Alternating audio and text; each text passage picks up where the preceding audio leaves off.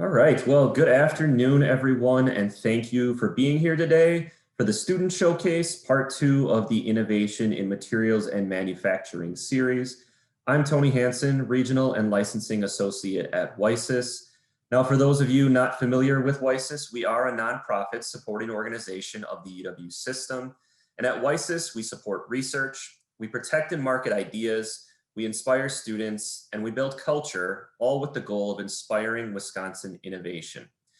Today, UW system student researchers and innovators working in the field of material science and manufacturing will present their research and innovative technologies.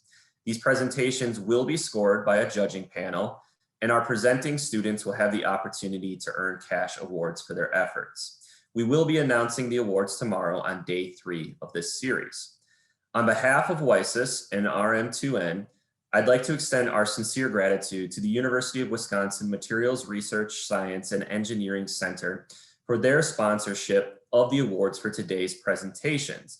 I'd like to welcome Dr. Julie Morash to say a few words on behalf of MERSEC. Julie, if you wouldn't mind. All right, thank you, Tony, and thank you to both the RM2N and WiSys for coordinating this symposium this week. I'm happy to be here representing the UW-Madison MERSEC, and in particular the AMIC, which is our Advanced Materials Industrial Consortium, and is the industrial outreach arm of our MERSEC. In addition to my position as the director of the AMIC, I'm also an instrumentation manager in our College of Engineering facilities. And when the COVID shutdown happened, we were really missing student researchers, and I'm sure all of my university, all the university folks out there will agree that the universities are a very sad place without the students. So we're happy that research is able to be done again, at least at some level. And I am pleased again to be here to sponsor the awards for this student symposium. Great, thank you, Julie. All right, so following the student presentations, we will feature a panel discussion that focuses on research during the pandemic. So perspectives will be shared by student researchers, faculty mentors, and UW undergraduate research programs. Now, before we get started today, I do have a note of housekeeping.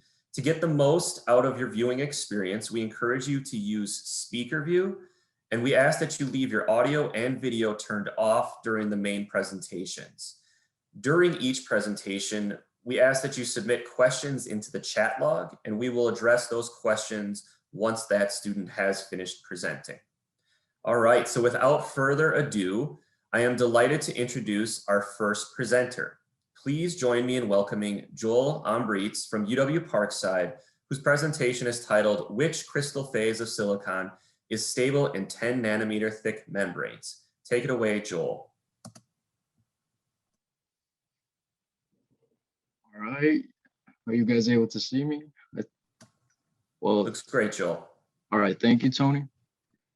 All right, well, hello everyone. My name is Joel Ombreitz Ponce. Y'all can call me Joel, and I'm from the University of Wisconsin Parkside. Today, I'll be trying to answer a question that's related to my recent investigations, and that is, which crystal phase of silicon is stable in 10 nanometer thick membranes? Next. So overall in today's presentation, alongside that question, I hope to answer a couple other questions that are related. And those questions are, why are these 10 nanometer thick silicon membranes important? What method do we use to model the behavior of the membranes in question? What process do we use to create a stable model for the structure at hand? What behaviors are we trying to extract properties for? What properties does our model suggest? And after that, we'll end it and go on with the questions. Next. So first of all, why do we even care? Well, silicon is one of the most widely used materials in the modern age, with many applications in computers and microelectronics. Also, electronics have been getting consistently smaller in size over the years. So what we'd like to know is how silicon behaves at these smaller scales to help with future applications. Next.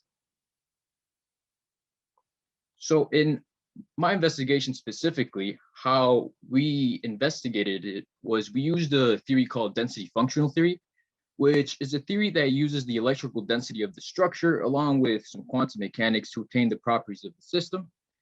As to why we use this theory, well, creating the actual structures requires tools and technology that not everyone has, and here at Parkside, we didn't really have the technology and tools. Also, particles at the size of electrons are subject to the laws of quantum mechanics, so that makes them perfect candidates for the density functional theory. And without density functional theory, we would have to take into account the 3 spatial coordinates of every particle to make calculations, which would take a lot of time and computational power.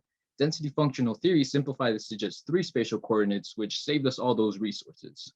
Next. For my specific investigation, how we use density functional theory was in a program called Quantum Espresso, which was already coded with density functional theory. What we had to do was input a couple different things. For example, the coordinates for atomic positions, simulation self-parameters to fit our atoms in, and other parameters specific to our atoms, such as the type of atom, in our case, silicon, and some program thresholds.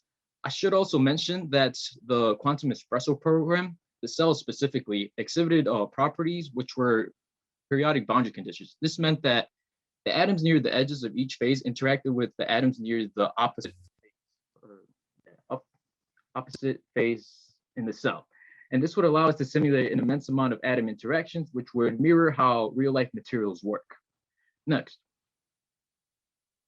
Now, in this slide, I'll show how we created the stable structure, which answers the first question the first slide in the presentation.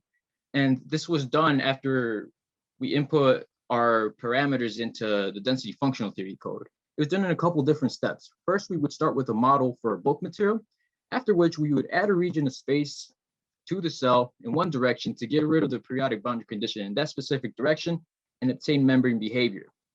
After that, we would relax the structure to obtain the lowest energy state of that structure, then calculate the atomic vibrational frequencies, for which it would give us an idea of how stable the structure with imaginary frequencies, implying that the structure was unstable.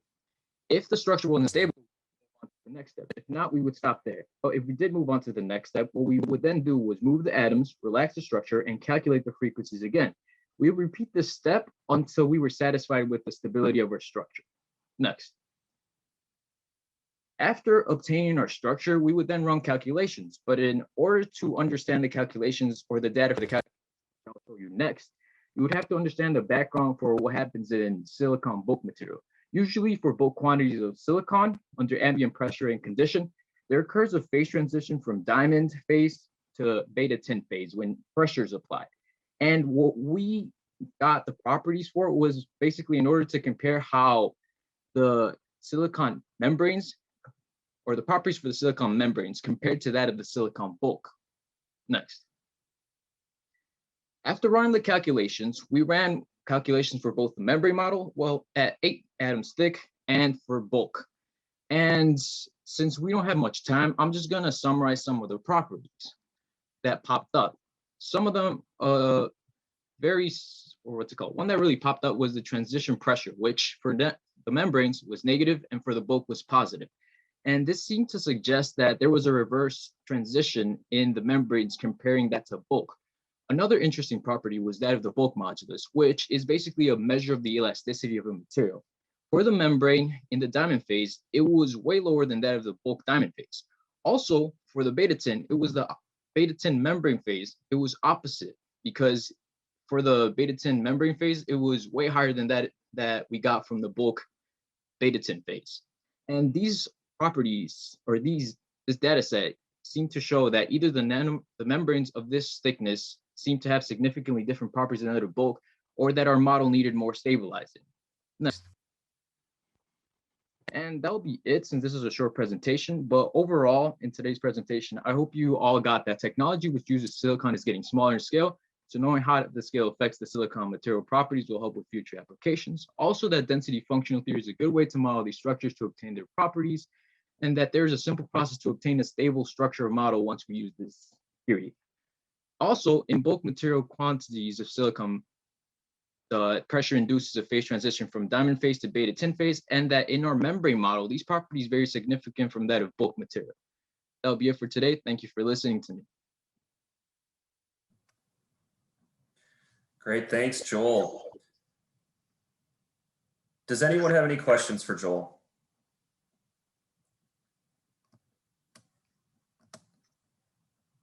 Feel free to turn your mic on. I had a question. Your boundary, so it looked like you had boundary conditions along one dimension, but not the other when you allowed them to relax. Is that correct? Yes. Okay. Okay. So, okay. I was just trying to imagine how that would work relaxing with the periodic boundary condition, but I guess, okay. Yeah, that would make it so that in one direction, the atoms interacted, or in two directions, the two planar directions, they would interact, but in the, what's it called? In the other direction, they would not. So that would simulate a thin structure. Okay. Okay. Yeah, thank you for your question. And was there another question out there?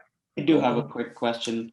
Could you explain the negative pressure and the reverse transition that you talked about in that last summary slide? Well, this was done by taking the equation of state of the diamond phase and beta tin phase for the both data sets for the membrane and the bulk. And in bulk, the transition goes from what's it called? From diamond phase to beta tin. And that usually gives us a positive transition pressure. For the membrane, the data we got gave us an opposite transition pressure, which I'm assuming suggests that there was a reverse transition than that that happens in bulk. Okay, I guess maybe a question wasn't super clear. Does a positive pressure mean compressive and a negative pressure is in tension? Is that what we mean by positive and negative pressure? Yeah, it was a bit weird. Maybe you could talk about the energies of the two structures. The energies of the two structures. Well, if I remember correctly, the energies we obtained for diamond were low, or in the membrane at least, the membrane structure, they were lower than that we found in bulk. In fact, they were way lower than that of the beta tin phase in the membrane model. And that suggests that, or usually structures tend to like to go to the lowest energy structure, which in our case, that meant that it would go from the beta tin to the diamond, since the diamond was a lower energy structure. Got it, thanks, yeah. Thank you for your question. All right, thanks everyone. And thank you, Joel. We're gonna move on to our next presenter. All right, next up we have Ryan Glusek from UW Parkside, who will be presenting on parameter convergence in the calculation of materials vibrations. Take it away, Ryan. Hi, my name is Ryan Glusek. Can everybody hear me? Just to verify that. Yes, we that. can, Ryan. Okay. So my name is Ryan Glusek. I've been working with Dr. Parker for the past year, studying the parameter convergence in the calculation of material vibrations. So the vibrations in materials make up many different properties, and the choice of the parameters affect the thermal and electrical properties, for instance. So, and I mean, this is a very fundamental thing to be known in the study of materials. So the convergence of these parameters, they directly affect the accuracy in our predictions. So in this presentation, I will first kind of go through the electron interactions governed by the laws of quantum mechanics, and the theory that we're using to examine these properties and the vibrations, known as density functional perturbation theory. We will test it on a semiconductor and a metal. And then we will eventually show how it works on an insulator, which we're still in the process of doing that. Next slide, please. So well, first of all, we have to study, or we have to understand the way electrons interact with each other. Electron-electron interactions make up many properties for materials, just the same way as vibrations are very important in the study of materials. The electron-electron interactions tell us about the chemical bonds and, like, as I said, the thermal and electrical properties. In particular, we kind of understand this information from the Schrodinger equation in quantum mechanics and the wave equation.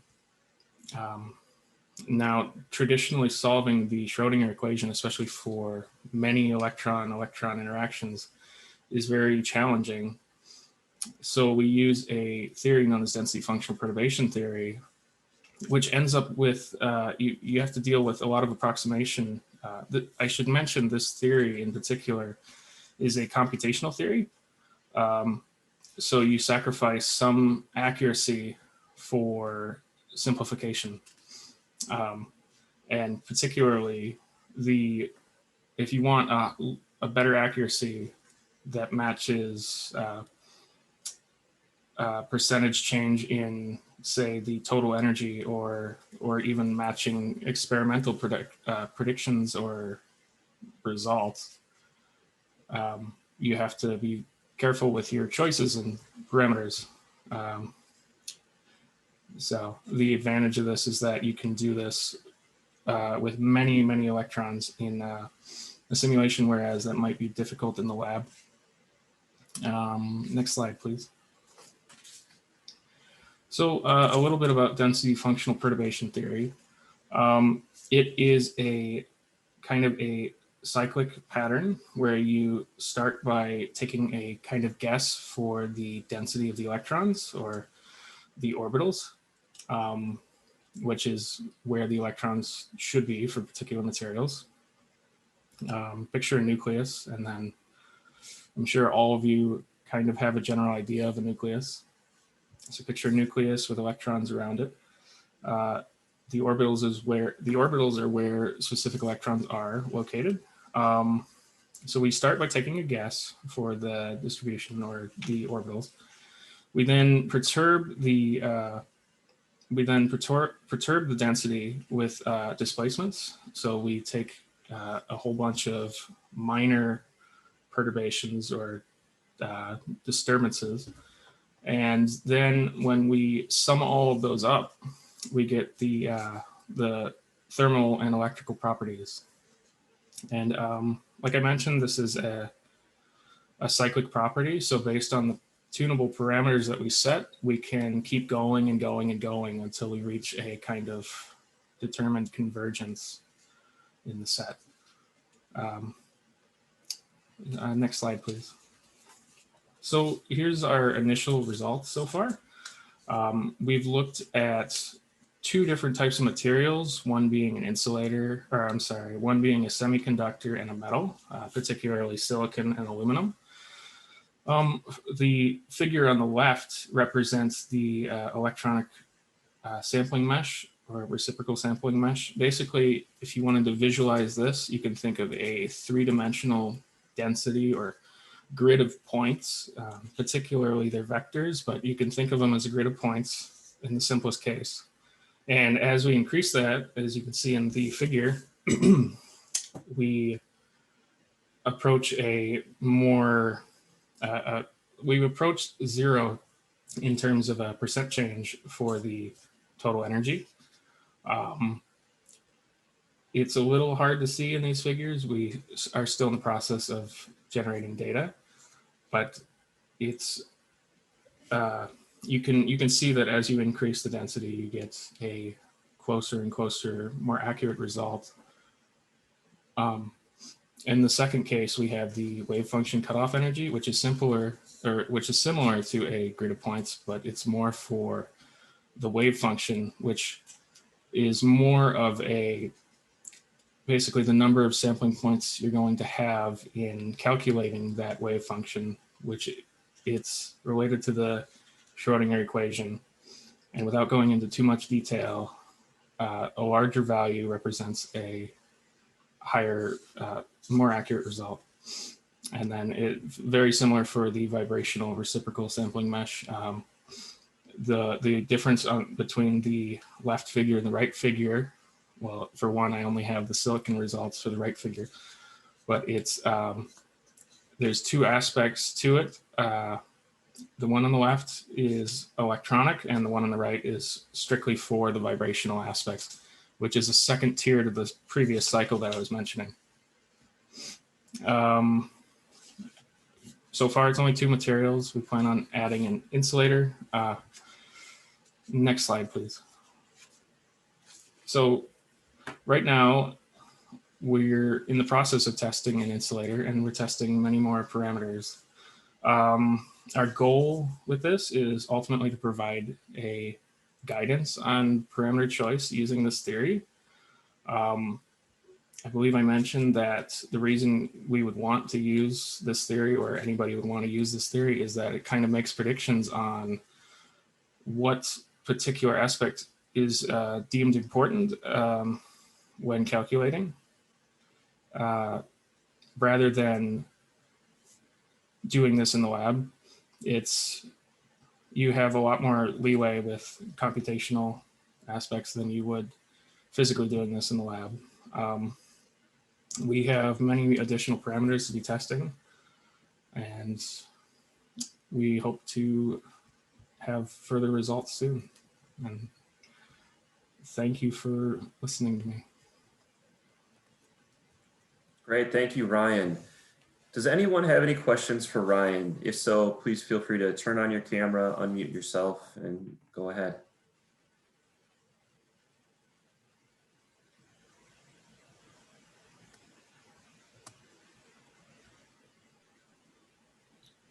Ryan, can I ask you a quick question? More really, I think, a clarification. Yes, if we can go back to the slide with the graphs, with the results. You said silicon and aluminum are the materials. It's not obvious. The labels are a little hard for me to read on my computer. Can you tell me? So is it silicon on the left and aluminum on the right? Or Yes. the left and middle graph? And then Yes, what about, yes.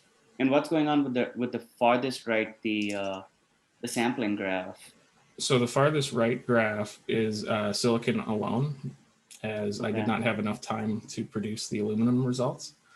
And so what are the top and bottom halves of that figure? Yes. So the bottom half represents the absolute value of the relative change between the energy levels, whereas the top half is just the relative change. Got it. Okay.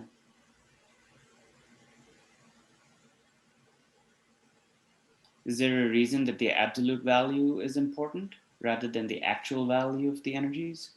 I would argue that you can kind of see the trend. It's a little bit easier to see the trend in the absolute value, I think, as it kind of goes down towards. So in terms of convergence? Yeah, exactly. Okay. Okay, cool, thanks. Thank you. I have a question, Ryan. I mean, I know what the answer is, but I'm not sure if I heard you say it. Did you say what the meaning of delta R was? The relative change. Yes, I realized that.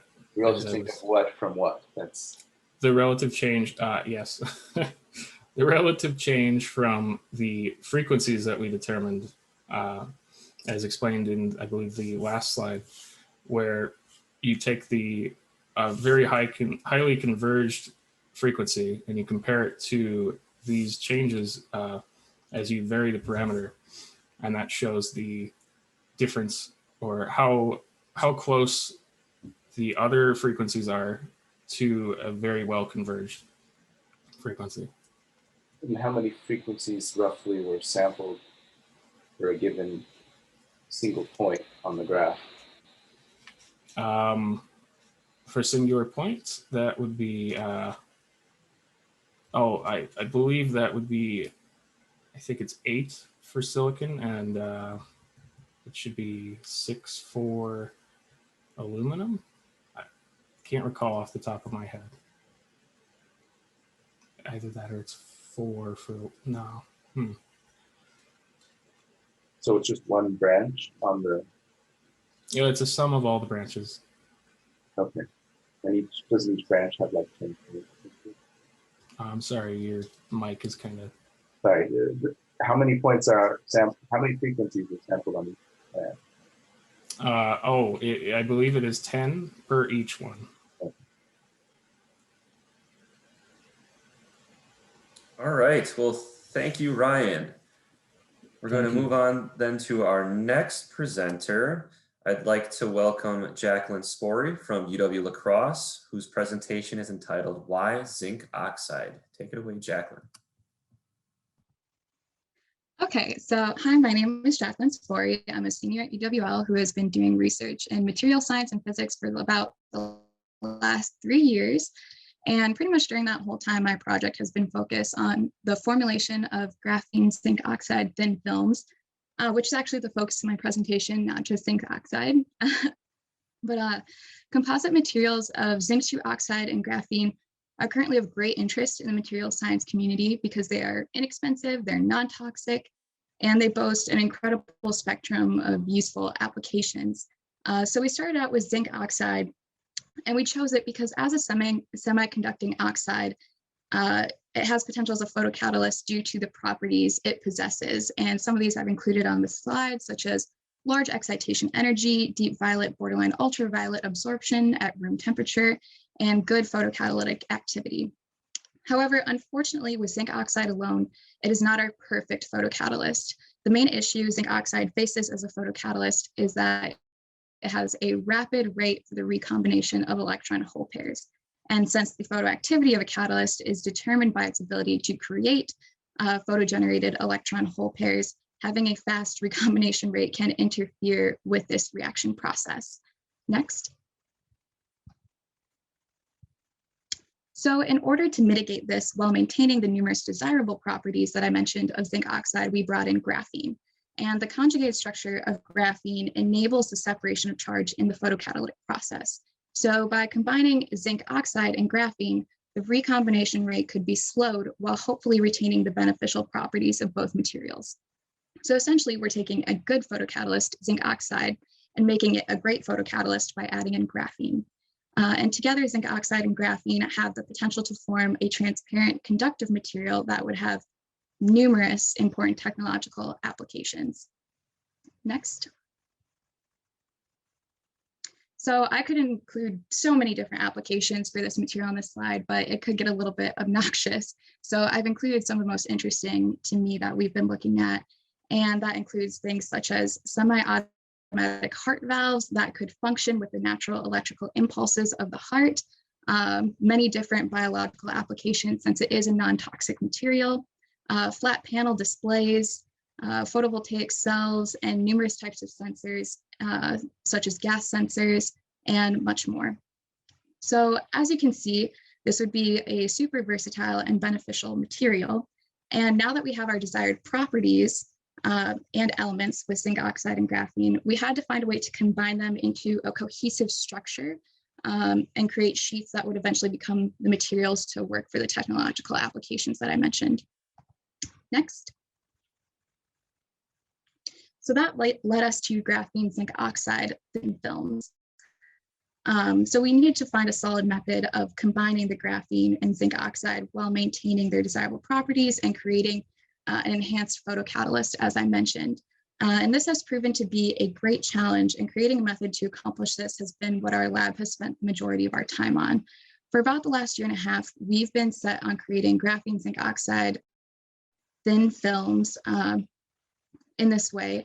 And we can do it in about 5 minutes for each using only ethyl acetate, millipore water, a petri dish, and a zinc oxide and graphene powder suspended in the organic solvent NMP. And it has proven to be extremely cost effective, efficient.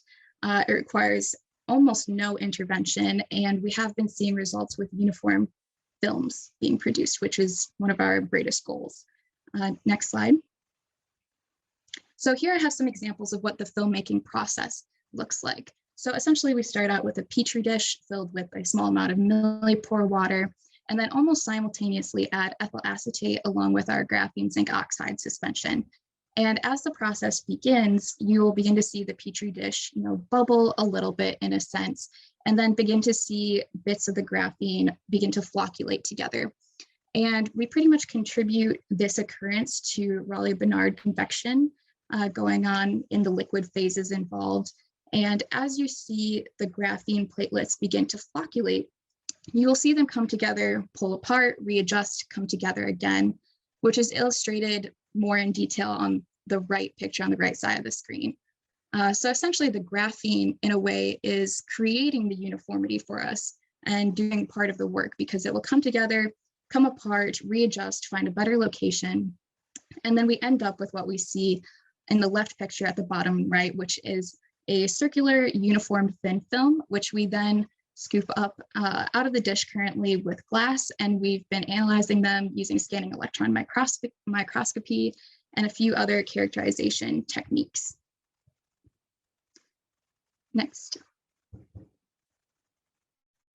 So we have found a lot of success in this process now, and it is really looking promising for us. We're very excited about it, and currently we've been doing this process using a solution of 10% zinc oxide combined with pure graphene platelets.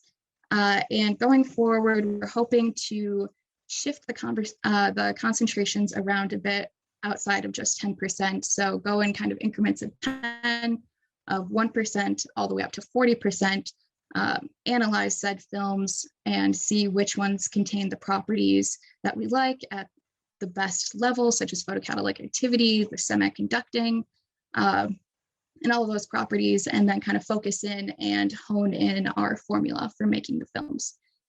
Additionally, since we have gotten a bit of confidence with this process, we're hoping that in the future, instead of limiting our films to zinc 2 oxide, that we could use other similar oxides, since they would have clearly very similar properties to zinc 2 oxide.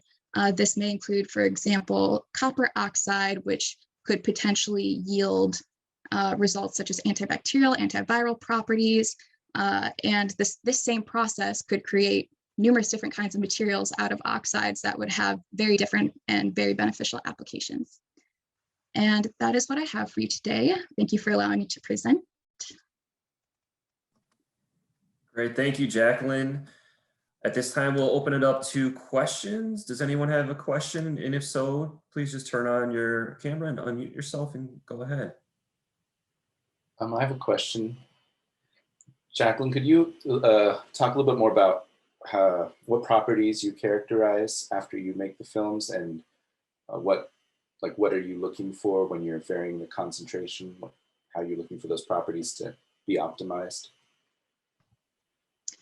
Okay, so right now we've really been focusing on, after collecting the films, we really want to just make sure that we are getting uniform film, because if we're seeing, bits of graphene here, high concentrations of zinc oxide on the other side of the film, that would totally mitigate what we're going for. So the first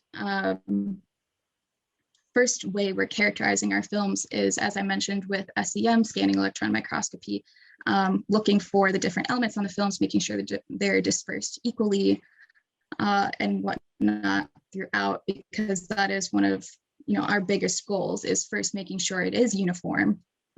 So with every film that we make, we complete scanning electron microscopy on it first. So if I can just summarize, I understand, like you're looking for certain areas of uniformity, like the size. There's this many square micrometers of uniform graphene and zinc oxide. Is that fair? Well, we're looking for a uniform combination of graphene and zinc oxide together. We want to make sure they aren't somehow separating in the filmmaking process, because ultimately we want it to be a very cohesive structure. So we're looking really for an even distribution of the two, kind of a marriage throughout the film, but yes. Thank you. Gokul, yeah.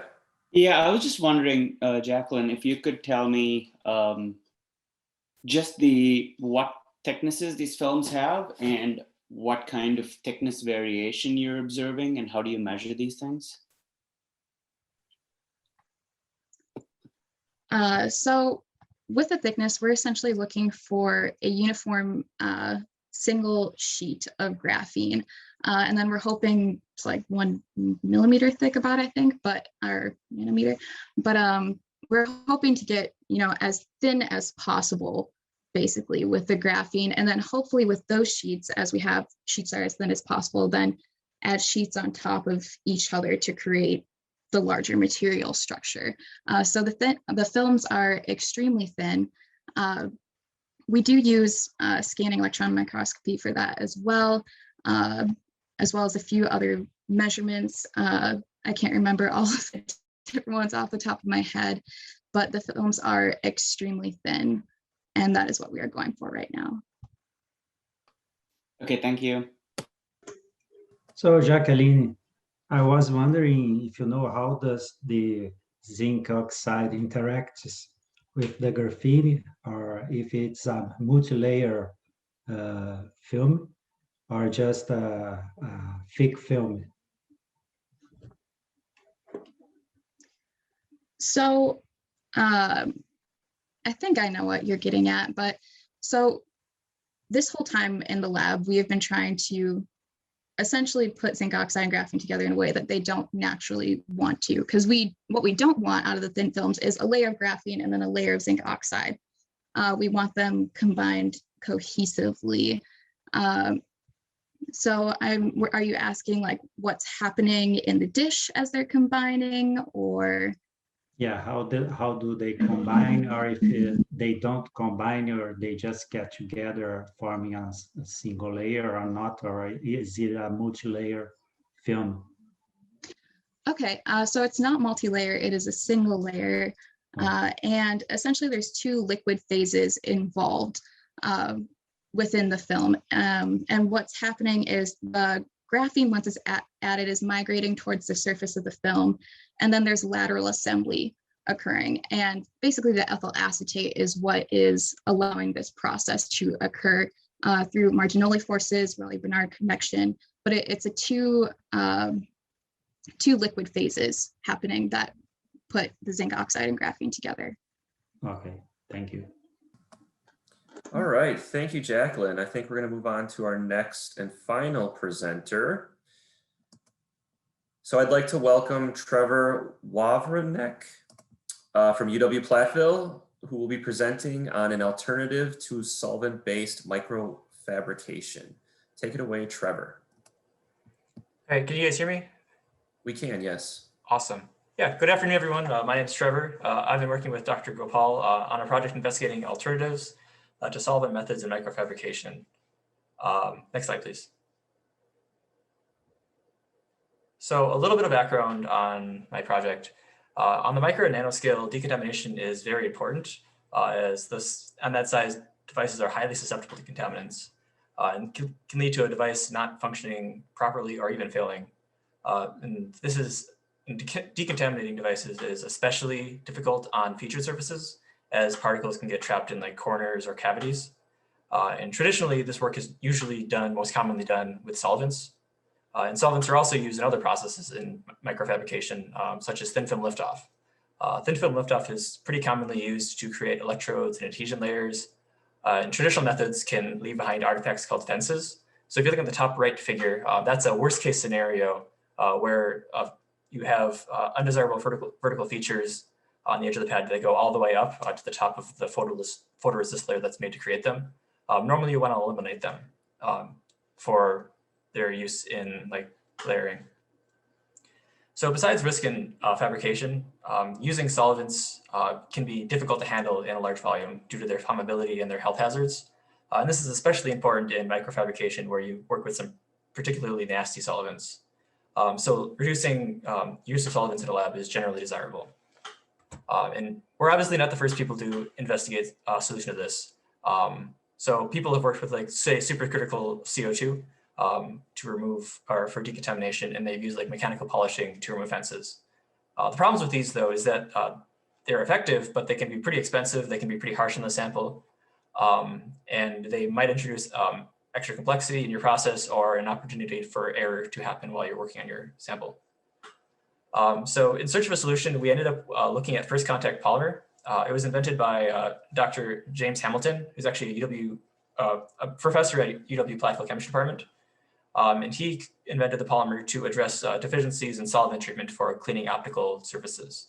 So the polymer that we're using, first contact, it's chemically inert and it cures to a solid film that can be peeled off and disposed of without any other treatment. So you just can peel it off and throw it in the garbage. There's no other processing you have to do. So what we did in this project is we investigated the efficacy of first contact to address issues in microfabrication based around solvents. And we focused our efforts into areas where we believe first contact would have the most impact. And those three areas are the removal of particles from cavities, the cleaning of low concentration solvent residues, and thin film liftoff. Next slide, please. So particle decontamination was actually our earliest project in our foray into this. And it's just to use first contact to remove particles from cavities on the micro scale.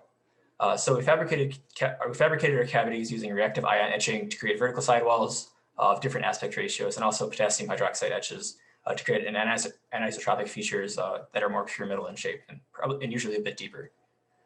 We chose titanium dioxide as the contaminant that we applied to these samples because it was easy to identify visually with SEM and easy to verify using EDS. And the nanoparticles of the titanium dioxide that we had were of similar size to clean room dust, about 25 nanometers. And you can apply it very regularly using a dilute solution. So it was the ideal choice for us. And if you look at the two figures, on the left side, you see the interface between a contaminated area and a non-contaminated area where the polymer was applied across the sample. The whiter area is where titanium dioxide is, and the darker area is clean silicon. And you can see that there's a pretty distinct difference there. The right side a little less so because the contaminant levels are much lower, but the right-hand column was cleaned using acetone sonication followed by an isopropanol rinse in DI water, which is the common solvent method that we use in our lab. And that's compared to first contact, which fully cleaned the sample, as you can see in the after photo in the right side. Next slide, please. So the other decontamination area that we looked at was cleaning or removing thin solvent residue films. So using the Auger spectroscopy system at UW Eau Claire, we tested unpatterned silicon wafers for these first tests that we're doing on it anyways. And we were able to obtain a quantitative measurement by comparing the carbon signal to the silicon signal from Auger. And the plot on the left is describing the residue left behind after each treatment. So we have a wafer fresh out of the box, and that's the carbon residue on that. And then we did an SC1 clean, so a standard clean one by RCA. And that replaces the native oxide layer on the silicon wafer. And from there, we can apply the solvent method and also first contact. And you can see the remaining residue after that based off of a clean sample. So first contact leaves a lot less residue than the solvent, but both of them are around the area of just a freshly cleaned wafer. So neither are like catastrophically bad, but first contact is distinctly better in this regard.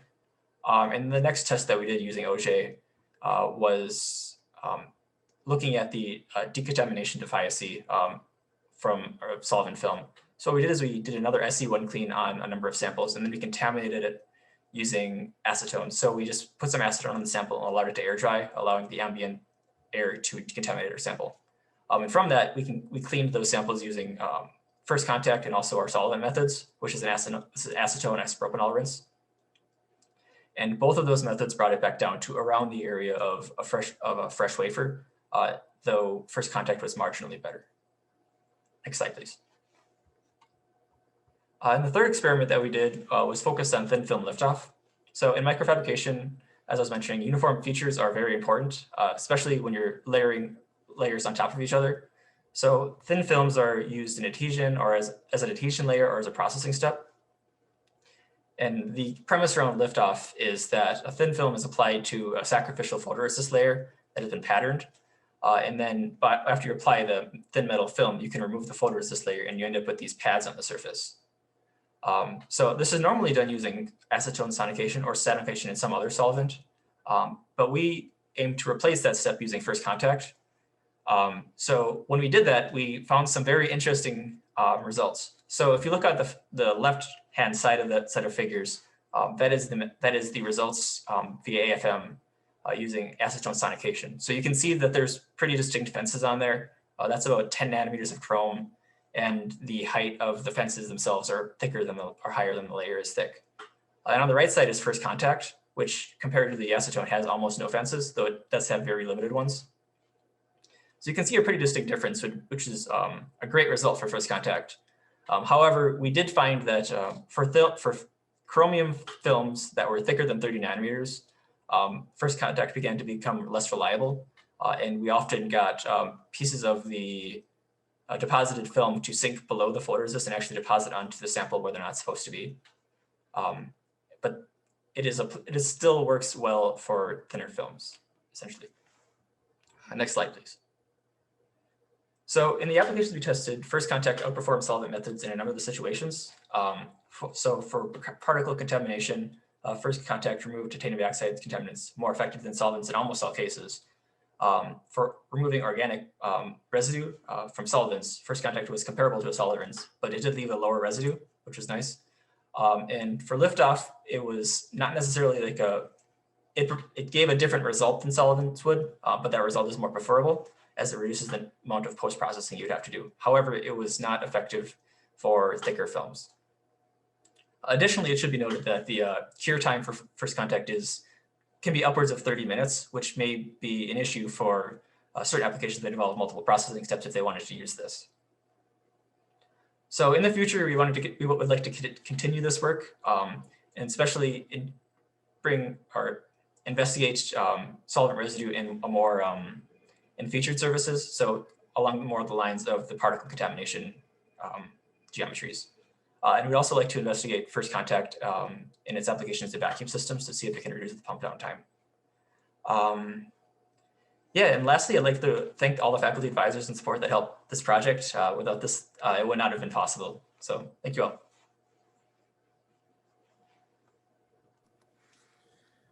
Great, thank you, Trevor.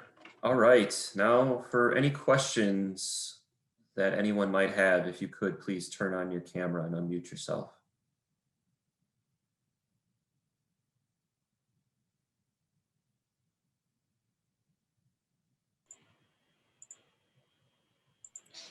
I guess I'll go, although it says I can't turn on my camera, Tony. Okay. But anyway, all right, there we go. Okay, it was a great talk, Trevor. Quick question, do you know what the current cost of first contact is? I know it's more than acetone, but like. It's more than acetone. We've been fortunate enough to have it donated by Photonic Cleaning. So I have not had to purchase it. I don't remember right offhand. It's not like outrageously expensive, but it is more than an equal volume of solvent. I mean, I assumed, I just didn't know. You know, is it 100 times more? Is it 1,000 times more expensive? I don't think it's within that magnitude. I think it, like for if you've seen the first contact kits, it comes with like a couple of different vials of it. Yeah. I think that's I think it's like under $200, but I'm not 100% sure on that.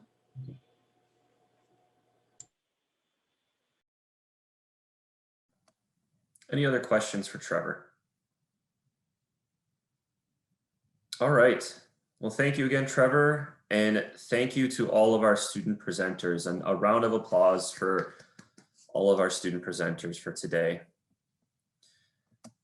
Okay, at this time then, we'll move into our panel discussion focused on research during the pandemic. So I welcome all of our student presenters to turn back on their cameras. And additionally, I'd like to welcome and have them turn on their cameras Dr. William Parker, Assistant Professor of Math and Physics at UW-Parkside, Dr. Gokul Gopal, Associate Professor of Engineering Physics at UW-Platteville, and Will Hoyer, Director of the Office of Research and Sponsored Programs at UW-Platteville. For our audience, switching into gallery view may be best for viewing this portion of the event. All right, so I'm going to start off first with William. William, we're curious, how were you able to structure your lab so that you were in compliance with your campus's COVID-19 restrictions? So my lab is a computer lab. So there's a room with a bunch of computers in it. And typically students don't have to be in the room to use the computers. They can access them off campus.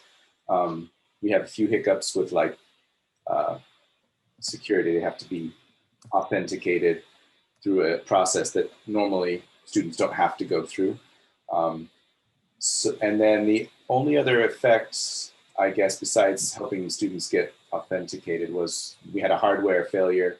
We filled up a hard drive. We had to install a new hard drive. But the way we dealt with that is typically we agreed, all right, so-and-so would go in to work on it.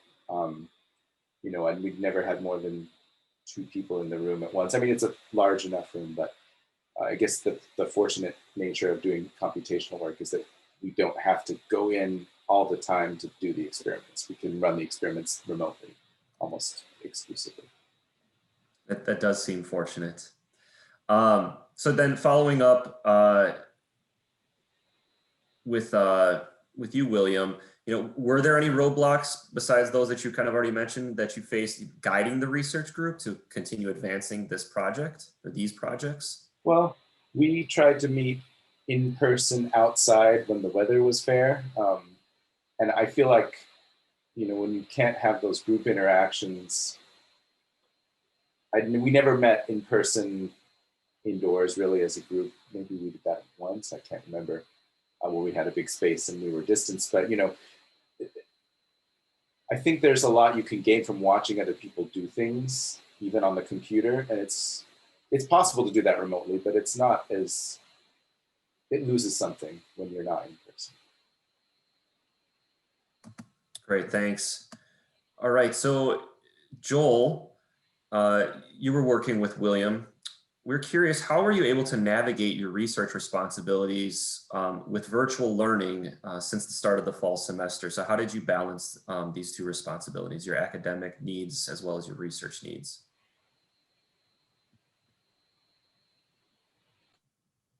It wasn't, in my experience, it wasn't too much of a change going from in-person to virtual.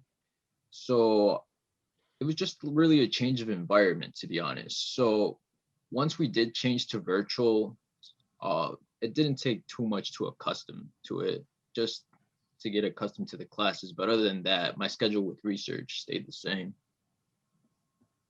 Great. And Ryan, same question for you. How was it balancing your coursework with your research? It was roughly the same.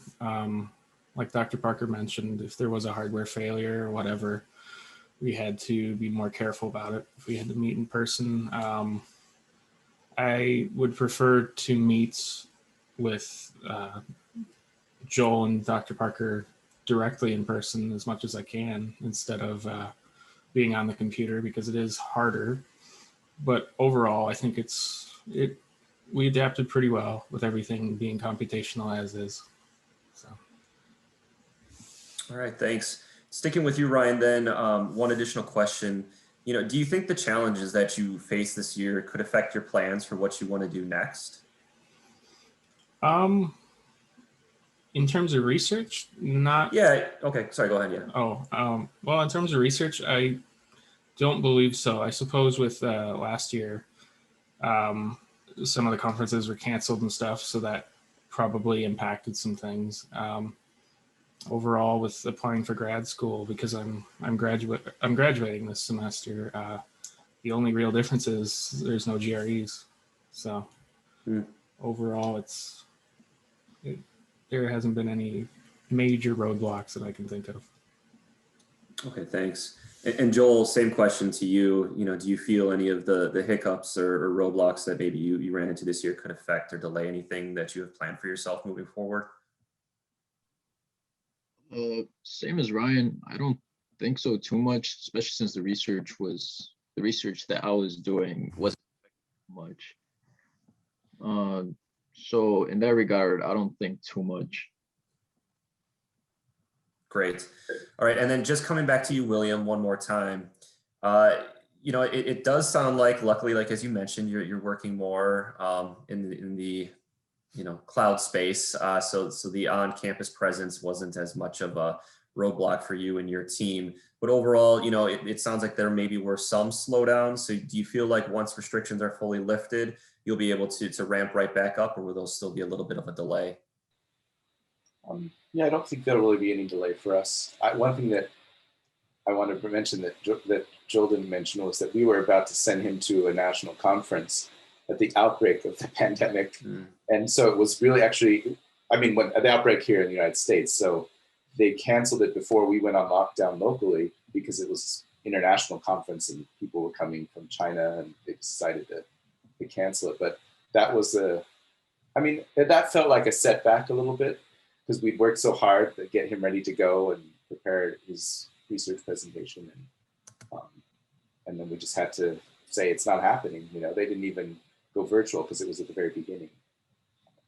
But yeah. I think like now everyone has adapted. You know, I've been going to virtual conferences now for months and months, and I think we're full speed even when the restrictions are relaxed. Great, yeah, and here we are today. So, absolutely. All right, so then kind of shifting focus then to our other faculty mentor and our other two presenters, starting off with Gokul. You know, knowing that your research group, you know, works a little bit more in a physical lab space, can you talk about how you were able to, you know, stay within the compliance or the requirements of your campus's COVID-19 restrictions? Sure. So I think back in March of last year, there was a call that went out to faculty involved in research to come up with plans for how they intend to continue doing research and what their proposals were for going forward.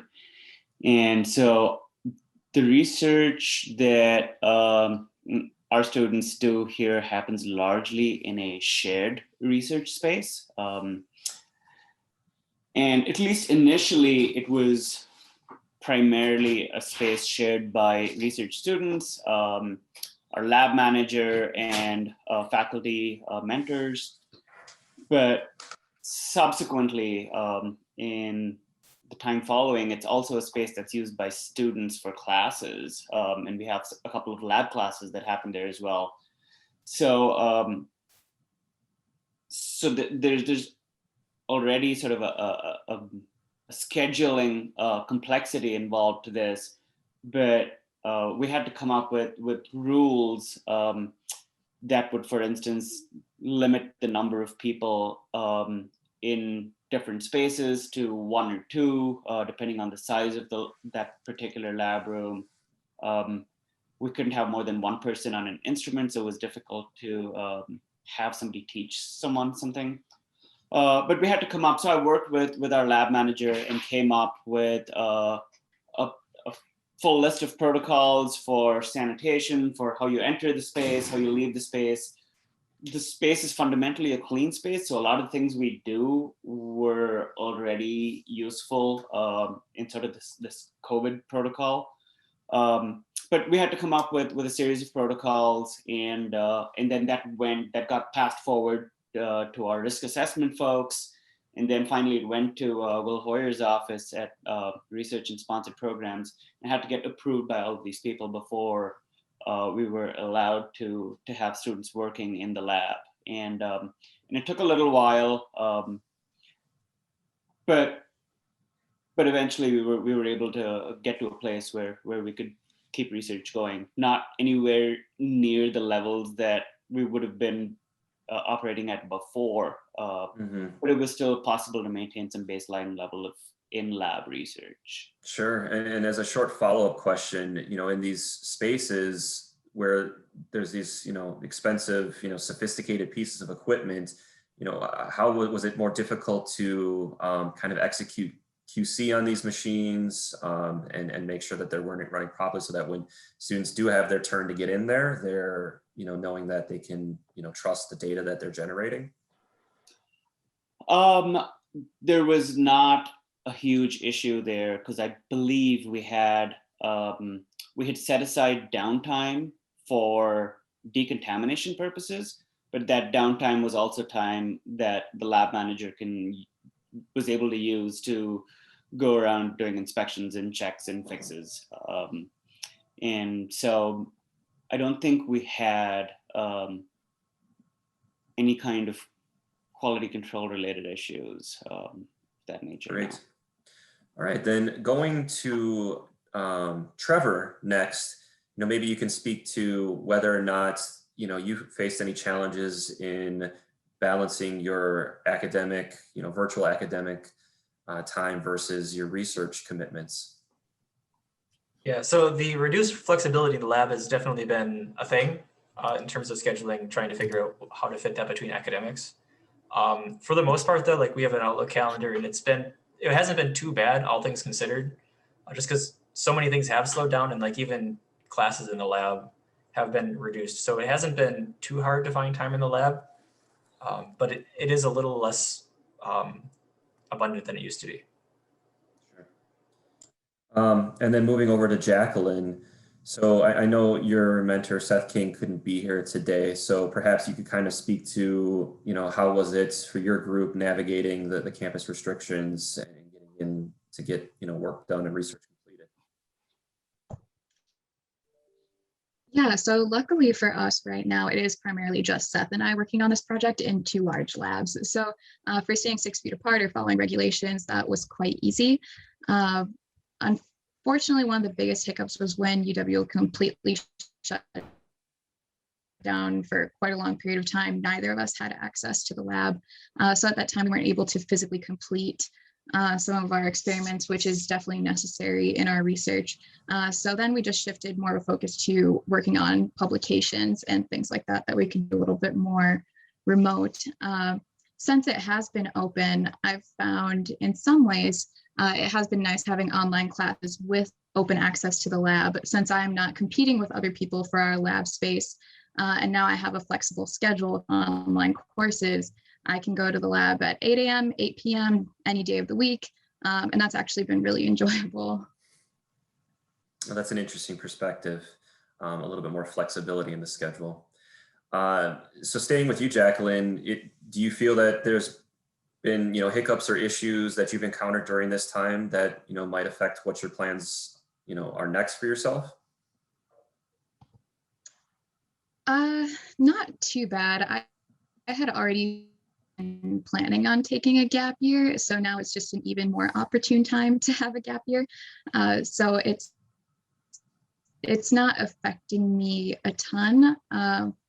My ultimate goal is to go into more the medical side of things, so there is that consideration, but ultimately, no, not. Great. And Trevor, same question to you.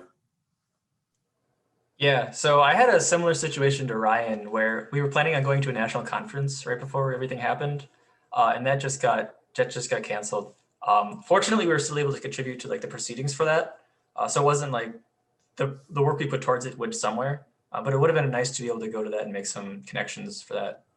And in terms of grad school, there's not going to be any campus visits, which will be different. And all of that kind of stuff is thrown out of whack. Nobody really knows entirely what's going on. So in terms of scheduling or anticipating when things might come back, there's a lot less certainty regarding that. So that's not as nice, but a lot of things have been pretty accommodating since the first couple of months. Okay. And then back to Gokul, just one final question, same one that I asked William. Do you feel that once we kind of get past this pandemic here, that your research group or the lab that you run will be able to just kind of pick right back up, or will there be still a slight delay in getting things running? You're muted, Gokul. Thanks.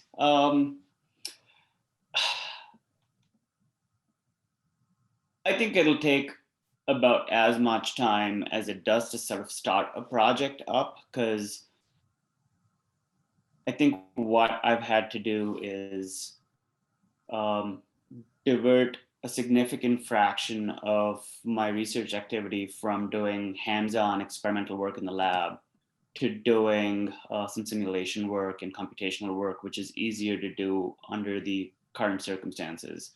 So I'll have to do a pivot back at some point, and it doesn't make sense to just abandon the progress we've made in that realm and jump back immediately. So there'll be some kind of a transition process. Other than that, so right now we've also some of our experiments, as Trevor explained in his talk, for instance, he's done measurements at Eau Claire. I've had other students that have done measurements in Madison, and we use these shared user facilities in different places. And some of those are just starting to come back and allow external users again. Like Madison's now got I think, a policy in place for external user to use their facilities. Eau Claire is working on it. I don't know when they'll be back to normal, but some of those issues exist. There's still some supply chain issues with ordering wafers that I tried to order 6 months ago and I found out last week. There's just this one company in France that makes these wafers, and the kind of wafer I need is not that commonly made, and it's finally back in stock again as of a week or two ago. So I think we're getting back to the place where it should be possible to go back to sort of the regular full flow of things. Great. Yeah, thanks, Gokul. All right, Will, thanks for hanging in there. I appreciate you joining us for this panel. You know, what I wanted to ask you, Will, is sort of what perspectives or stories can you share to maybe give a bigger picture and broader view on the challenges faced this past year, you know, and how have faculty and students, you know, either overcome them or maybe succumbed to them? Sure. Well, I mean, I think it runs the gamut. I mean, I think Jacqueline and Trevor and Ryan and Joel have been fortunate. They've been relatively, you know, little impacted and still able to continue a lot of their research, but certainly there are faculty and students who have basically had to shut their stuff down. You know, we had a few students who got offered opportunities to do summer research last summer, and they just had to decline because they were doing human subjects research where they were interviewing people and had to be in person, and that just couldn't happen. We had a chemistry student who had to decline because he had to be in a lab with other people for safety reasons, and it was a small enclosed space and there was no way around that. You know, certainly students who were doing field work, you know, traveling to field sites on rivers or streams or something like that, instead of traveling in a group of 4 in one car, sometimes they had to take 4 separate cars in order to be, you know, safe. So you had additional expenses, travel expenses and things like that. And that was prohibitively expensive for something. So yeah, you know, but on the other hand, some people were certainly able to pivot and, you know, instead of doing experiments, they were focused on literature reviews and, you know, that sort of thing. So, but I think overall, I mean, the biggest impact has just been the time constraints. Like faculty are just, you know, especially, you know, last spring and then early this fall, you know, it just took so much time and mental bandwidth to adjust to teaching online and all the demands on people's attention that came with that, and the need to, you know, revamp course curriculum and methods and teach additional labs because you had, instead of having 24 students in the lab, now you had to have 12. And it just took so much time and effort for faculty, you know, and that research kind of got put on the back burner for a lot of them. You know, and some students and faculty, certainly in Southwest Wisconsin, where internet connections aren't that great sometimes, you know, struggling to, you know, get internet connections that are fast enough to do research or simulations on computers and things like that. You know, I think we're starting to get to the point where there's light at the end of the tunnel. People are starting to think that, it'll be back to normal. I think students are starting to have more research experiences again because faculty are having time to support them. Certainly we've seen fewer faculty apply for some of our internal grants. Again, I think it just goes back to that mental bandwidth. They just didn't have time to do it. It wasn't a priority. We had fewer students certainly apply for scholarships for this last fall. But again, that was because campuses were shut down last spring when they had to be applying. So yeah, lots of things just got dropped, got put on the back burner. I think a lot of that will pick up, pretty quickly. But there are certainly something to be said for momentum. I'm sure faculty understand that. Once you get going and students get excited and they want to devote more time, they're working hard, but when you've lost all that momentum, it can be hard to get started sometimes. So we'll see. That's a very appropriate analogy for a kind of a physics-oriented group here. So yeah, overall, what can we talk about? Yeah.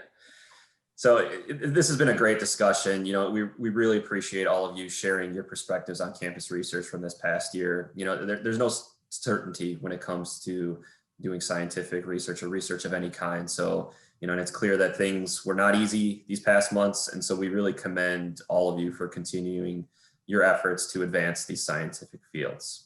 So yeah, I applaud you.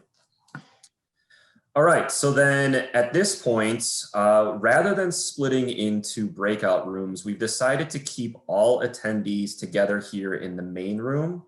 So if everyone, that's still with us here in today's event wants to turn on their camera, that'd be fantastic.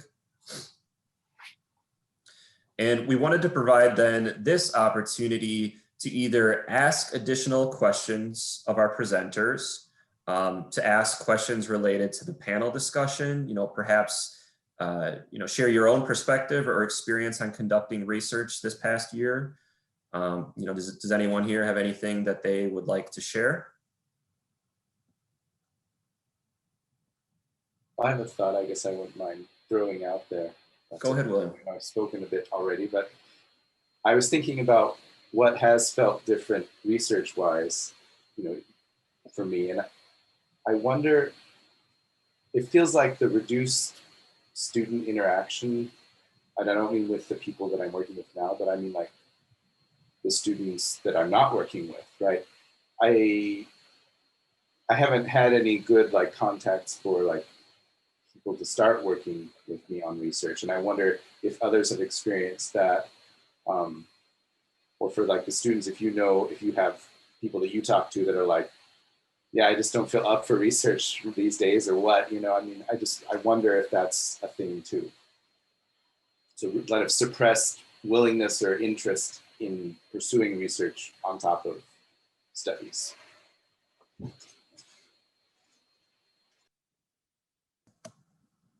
So your curiosity is kind of, are the effects of the pandemic, weighing on people more than we would like, and that's affecting their optimism to try something new, engage, and reach out to a faculty mentor to start a new research project or join their research group? Yeah, that's a fair summary of my wondering, and I wonder if anyone has any comments on that experience. Yeah, and Gokul, you're here, and I see Molly Van Wagner's here, and Julie, you're here with us too. Feel free to share if you have any thoughts on this as well. Hi, this is Molly from UW River Falls.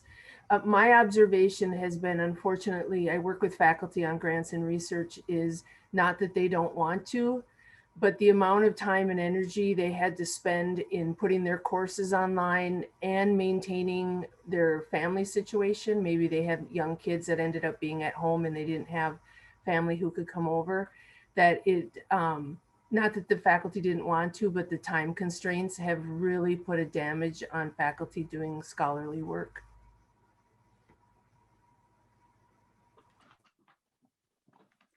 I guess I could comment kind of more on my daughter's experience. So my daughter is a junior here at UW-Madison, and she started off during this pandemic with a lab job doing research for credit, and she did not have a good experience. It was difficult to communicate. So her lab job turned into a data analysis job for data she didn't know much about, and had a hard time with the communication with the people in charge of the project. So I think for her, it pretty much turned her off for any type of non-lab job experiences. And I don't know about the other universities, but UW-Madison is making it, it's difficult for these kids to get back into the buildings and into the labs. There's a lot of COVID testing that they have to do, even to be able to enter the UW buildings. So I think a lot of them just have chosen to forgo that for now.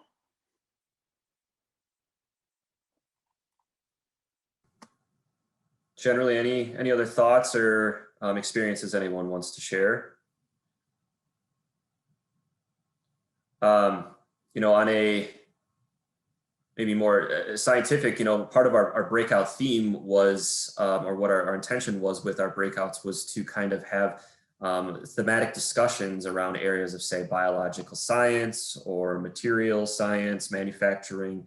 You know, we're curious, has anyone seen in the past year some, you know, innovative ideas, some interesting research projects that, you know, have emerged because of the pandemic? You know, maybe something is, you know, early published online that you caught wind of and said, wow, they really took this opportunity and did something interesting.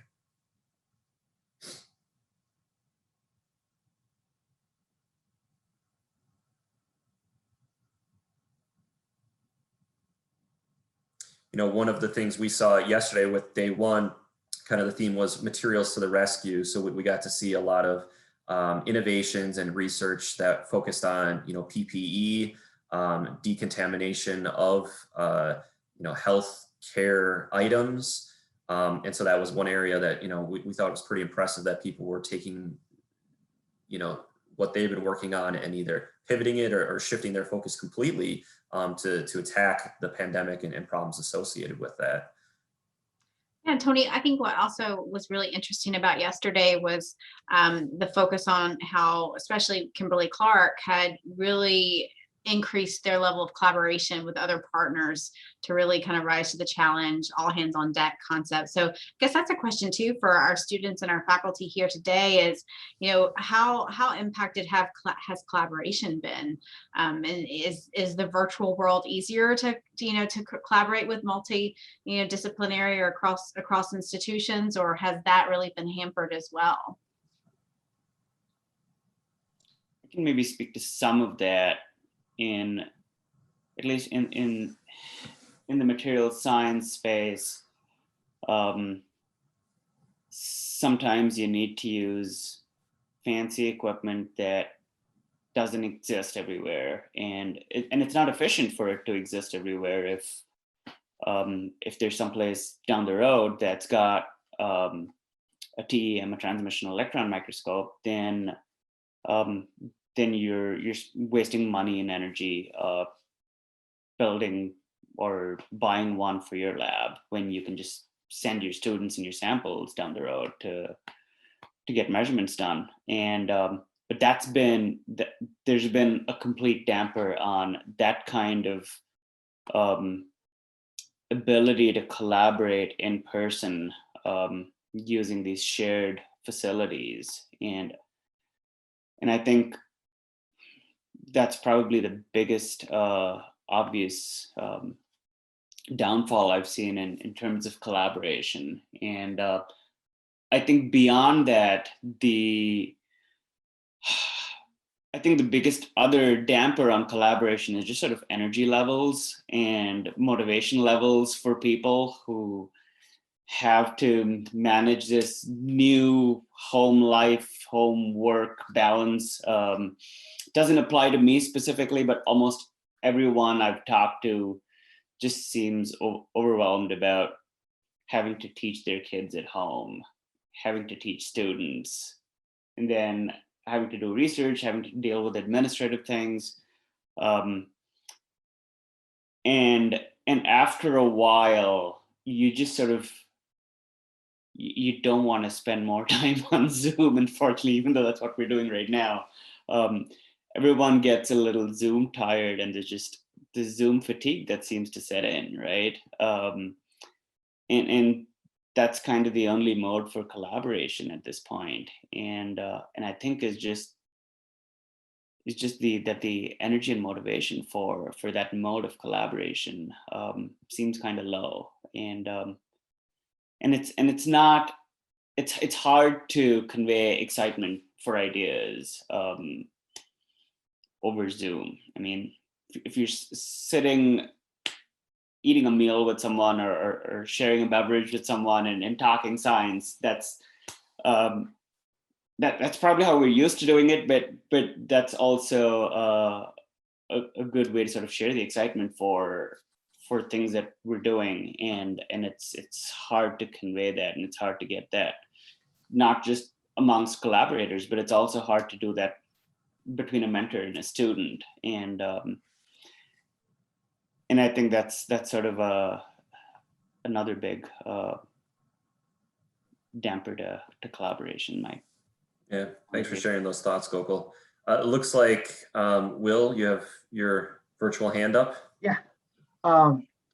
So I agree with Gokul for the most part, although I'll present a slight counterpoint, and that's, I think the first, back in March and April and May, people were terrible at Zoom. And it was really hard to get much done over in Zoom meetings, and it was hard to get to know people. But as we've all gotten more and more used to it, we've become more natural. You get to know people better. Like it feels more like you're in person as people have become more comfortable with it. And because we've all gotten used to Zoom, it is a nice tool for collaboration. You can meet with people from across the country. You can meet with people, like I can call Molly, and instead of talking on the phone, you can have a conversation over Zoom. And it is much easier to communicate with people when you can actually see them. And so I think we've all developed a new tool for collaboration. And maybe it doesn't replace face-to-face, but it does supplement it in many ways. And so I think that going forward, yes, we'll all want to get together in person and have a beer. But when that's not possible, we can just have a Zoom call and get more done than we would if we were shooting emails back and forth or just talking on the phone. So. Yeah, I can echo that. It's at WiSys, we cover 11 four-year institutions, in addition to a number of two-year institutions that are connected to those four-year institutions. And when things do return to normal, our plan certainly is to get back in person to our campuses to engage with our faculty, our staff, our students, administrators. But as to your point, Will, we almost have a new tool, or an added tool that if I'm on one campus one day, there's no reason it can't, to a certain extent, feel like I'm also on another campus, because I can have that face-to-face with someone else, midday when they want to take a meeting. So yeah, I think that's a really valid point.